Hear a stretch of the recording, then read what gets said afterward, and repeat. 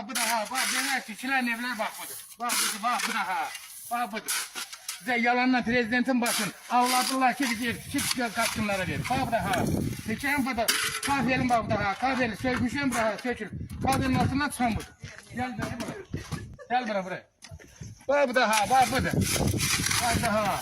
Bir de şey verilen var burada. Bak bu da yerler.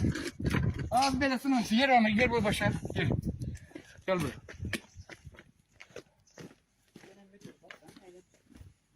Bak bu da ha. Bize verilen evler bak bu da. Aha sökülür.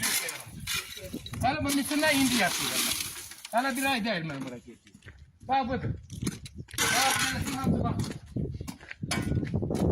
Sana prezidentin başına anlattılar ki eski başınlara vermiş. Bak bu da ha.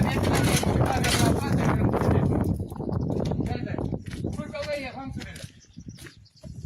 Bak bu da ha. Bak bu da.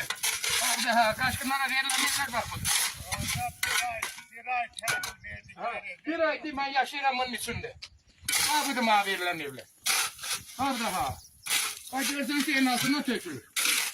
Kahvenin altından. Bak bu da. Bak verilen evler bak bu da. Bundan hala bir ay gel bu içinde yaşadık. Tökülür şeyler. Gelir. Bak sizden karşı ederim. Bana komiseye gönderin gelsin nezaret edin. Baksın. Görsün ben yalan diyelim yoksa geçirdi. Bak daha. Bak bu yerin bir nevresidir bak daha. Ver güçlü bak bu. Bak daha. Bak bu da ölçü bak bu da. Ondan sonra evin üstünden damır. Kahveye geldi şeyin içine. Balkonun doluk içeri evin. Zarar yatağı otanız olur. Bak bu da.